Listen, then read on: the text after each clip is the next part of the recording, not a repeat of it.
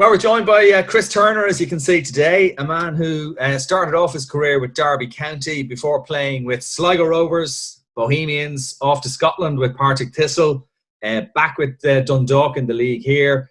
A really successful time with Shamrock Rovers, winning 2 leagues and a Setanta Cup as well. And then back to Scotland, Dumbarton, Hamilton, Cowdenbeath, and then with Glenavon in the league up north. But Chris, for the purposes of what we're doing today, you're just going to concentrate on your 1 to 11 for players that you played with in the League of Ireland that people will be familiar with. Yeah, I think I'll just keep it to League of Ireland just to keep it relevant. And I don't know if many players else would get in ahead of these boys anyway. So I'm looking forward to League of Ireland. Listen, just before we get into your team, what are you? A lot of people will be wondering, what are you doing these days?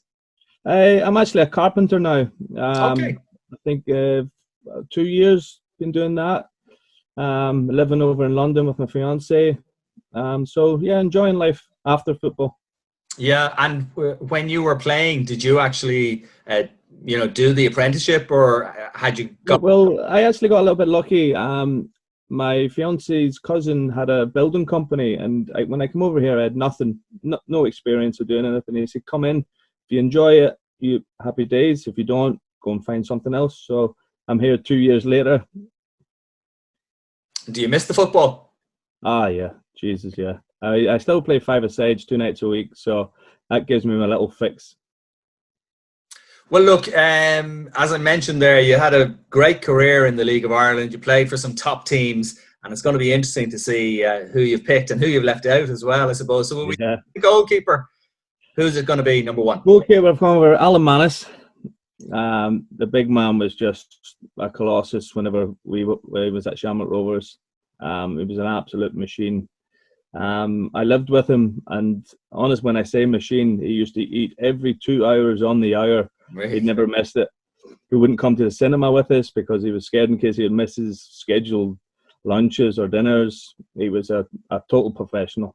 Yeah. So it's funny you should say that, because Dan Murray picked him as well, and almost echoed exactly the words that you're saying. They're a real total pro, and you can look over my shoulder there behind me. He's still going strong. Still. That's it. It's no surprise to see him still going, because he lived his life the right way and done everything right.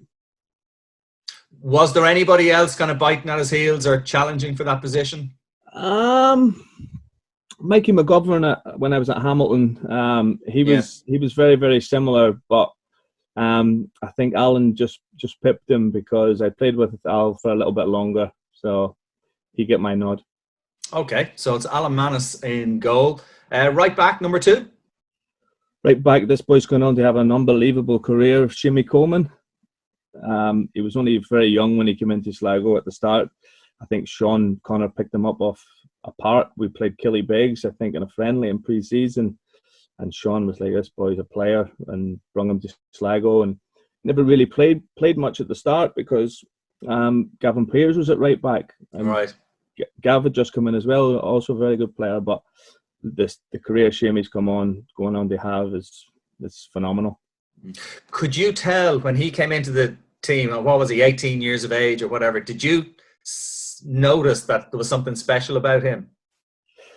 At the start, he didn't play much, as I said at the start, but I remember one game he scored an OG. It was maybe his first game that he played. He scored an OG, and he came in after the game, and he was in tears. So from then, you knew how much that he thought they had let the boys down, which wasn't the case. But you knew how much it meant to him, and how much football meant to him. And you can see now, he's captain of Ireland, he's captain of Everton. So you could tell that he definitely had something. He's a great guy, there's no doubt about it. He's already now you've 2 full internationals in your team. Left back, number 3? Left back is Enda Stevens. Enda struggled a little bit at the start because Danny Murphy was in front of him. He had just came from Cork. But then once Enda got in and got his feet under the mat, that was him. That position was his own. And then I think Danny went back to Cork. I think he only lasted a year up in Shamrock Rovers and went back to Cork because I think he knew that Enda was going to go on and he wasn't going to get many games, which is proven right. Yeah, yeah. Well, I mean, he's done amazingly well since he's gone over to England, hasn't he? Yeah, he's absolutely flying, especially now that he's gone into the Premier League. Yeah. I think he's gone to another level again from where he was. I think he's getting more goals now, even more assists. He was, ever since that game out in Partizan, I think he's just kicked on. And speaking of assists, it was his through ball which led to the penalty, which led to Stevie O'Donnell winning the match for Rovers out there. That was, before we go to your centre halves, let's talk about that night in Belgrade for a second, because I was saying to Dan the other day, I watched it back again the other day, and it was just an incredible night. Yeah, I watched it back. I think it was on the Shamrock Rovers Facebook page. Unbelievable. Probably the best feeling in football, apart from winning the league. The first time the Shamrock Rovers, that's up there with one of the best feelings. Can't remember much after it though for the next couple of days, but that's allowed. Yeah, it was special. It was a great time. So you've two set. Well, again, the question I asked Dan the other day: are you going for a back four or a back five? Yeah. Well, sorry, my formation's a 4-1-3-2. Okay. So centre halves. Right side of centre half, I've gone with Big Dan Murray. Okay. The big man was like a Rolls Royce. He was right foot, left foot. Was never ever flustered under pressure. He was the captain of that team, so he led by example. Nothing ever fazed him. He was, as I say, he was like a Rolls Royce. Okay. He's a really good guy as well. Partner at centre half. There's not much pace in my centre half, so I've gone for Liam Burns in beside him. Okay. Burns was at Sligo with me at the start when I first came back from England. He would just came back the year before. He was at Port Vale, so the big man just was saying, like, don't get disillusioned by coming back to League of Ireland. Try and use it as another stepping stone. And the big man was, as a leader, as a man, he was phenomenal. That kind of applies to both your centre halves in a way, doesn't it? Two tough characters as well. Yeah, very, very similar. The way they go about their business, they're not Jack the lads. They're really, really professional, and I think the amount of medals they've won in their career goes to show that. Burns went to Bohemians after that and won at least league. We won't talk about double that year. That's a great looking defence though. Seamus Coleman, Dan Murray, Liam Burns, and Enda Stevens. Very good. You've a holding midfielder then, do you? Holding midfielder, I've gone for George O'Callaghan. Okay. I only played for Georgie with a little bit at Dundalk when he came in, but wow, is all I can say is he is the best midfielder I've played with. Really? Yeah. Really? His ability was phenomenal. He was like a quarterback. Could find a pass from anywhere. Really, really good. He wouldn't be the sort of ball-winning number 6, maybe. Would I be right? No, he's not in there for that. He's in there to start up my attacks. Okay, so it literally is the quarterback picking the passes. I know sometimes as well, George didn't always maybe get on with his coaches or maybe other guys in the team or whatever, but he just seems to be one of those players who had absolute talent to burn. He had so much talent. I don't actually think he got enough out of his career for the talent he had, because Georgie could have been a top player, top Premier League player, and that's maybe what let him down, his attitude off the pitch. But whenever he was on it, his ability was second to none. Okay, and then you have 3 in midfield ahead of him. So do you want to maybe go right on the right side? Right on that, I've gone for the big Aussie Adam Hughes. Okay. He was at Sligo with me at the start as well. Adam was a really, really strong runner with the ball, and he didn't really get enough praise for how good he really was. Yeah, I must say I'm actually surprised that he's made it into this team. I mean, I remember him as a decent player, but he didn't really stand out to me. But obviously, yeah, he didn't really stand out until you have him in your team with you. Yeah. Then you realise how good he was. And I think he got a move to Drogheda after Sligo. I remember one miss he missed. I think it was to get them into into Europe, or it was he missed a sitter at the back post anyway for Drogheda, so I think he'll get remembered for that more than anything. And in terms of pace, did he have it, or He wasn't lightning quick, but he was strong. When he was probably quicker with the ball than he was without it. But he was a really strong runner. He could actually play a few possessions anywhere across the middle. You could play him. And so, who's going to be on the left-hand side of that midfield three then? Left-hand side, I've gone for Killian Brennan. Played with Killian at Bows to start with, and then Shamrock Rovers as well. But again, somebody with so much ability to burn, and a serial winner. I think he's won probably a trophy at every club he's been at, I think. Another player maybe with, so much talent, and yet I know he won a lot here, but maybe if he had the right application, maybe he might have gone on and made more. Possibly, yeah. That's maybe what held him back from getting a move over the water to England or maybe Scotland. But in terms of League of Ireland, he's one of the top players up there, definitely.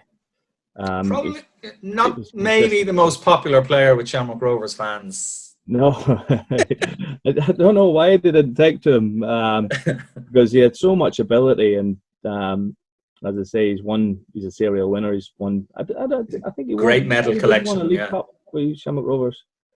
Not sure now. Yeah. Well, he's plenty of medals in the cabinet, that's for sure. You have a centre midfield then as well. Yeah, I've gone for Shamrock Rovers club captain at the minute, Ronan Finn. Again, Finner was as fit as a flea when he first came. We signed him from Sporting Fingal, and I thought that was me. I wasn't going to get another game. From playing against him and then playing with him, he's class act. Yeah. And it's interesting, Dan Murray had him in his team as well, which is a credit to Ronan that you've both gone for him. Yeah, as I say, he was. When he first came, he wasn't really necessarily the biggest. He was a little bit skinny, but then he hit the weights hard for a good 6-7 months, and he just became an absolute machine. He could run all day, could dominate games from anywhere. I think he's even played a few games at right back last year. Played the cup final at right back and was phenomenal. So it just goes to show he's another one that's dedicated himself to the game, and it stood him in good stead.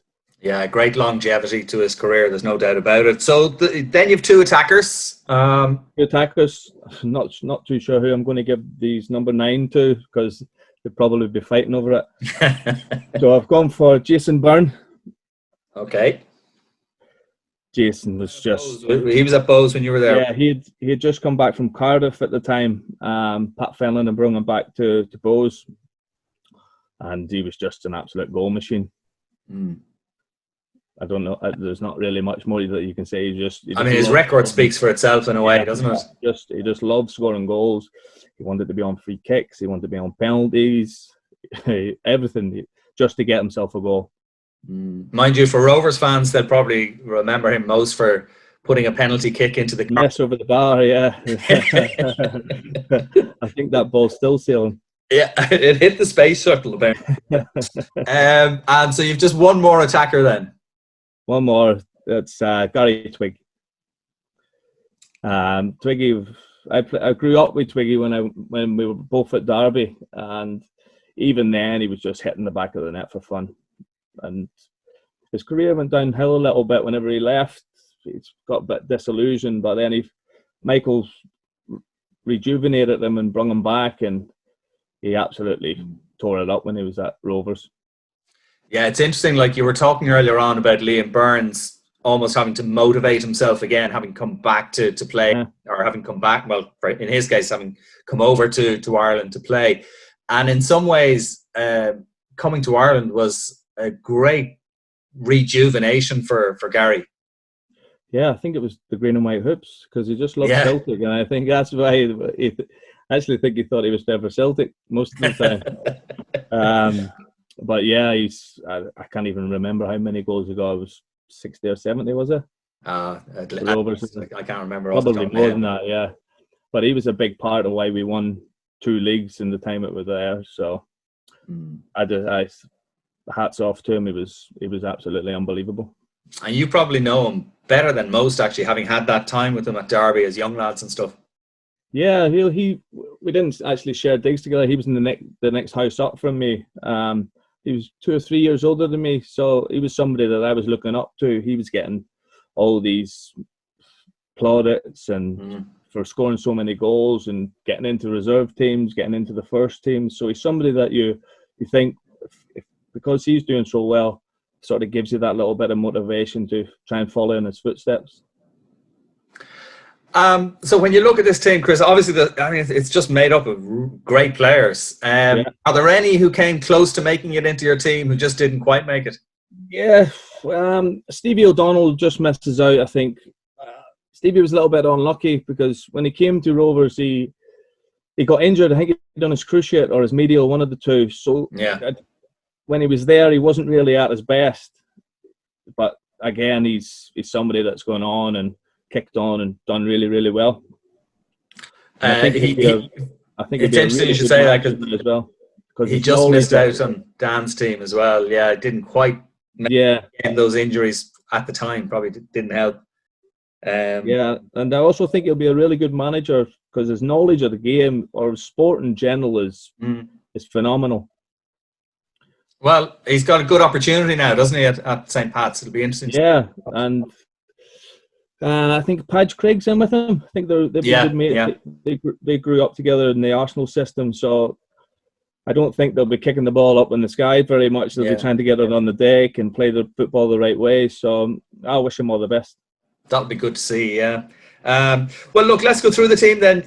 Manus in goal, Seamus Coleman, Dan Murray, Liam Burns and Enda Stevens in the back for Adam Hughes.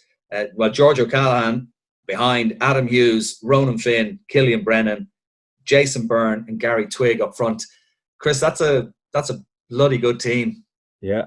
All we need to do is kick the ball into the box and them two will score all the goals. And they won't concede many with that defence either. So listen, thanks a million for doing this, and hopefully we'll see you back in Tallaght soon. I know you were over for a game a while back and you got a great reception, and you're still very, very well thought of, and very, the Rovers fans are very fond of you. So hopefully we'll see you back in Tallaght soon, Chris. Yeah, I hope so. Hopefully everything, the world situation calms down. We'll get over next year and take in a couple of games. Brilliant. Well, look, we'll see you then. And again, thanks a million for doing this. Really appreciate it. And no problem. Thanks a lot, Con. Thanks a million, Chris. Take it easy. Thanks. Bye-bye.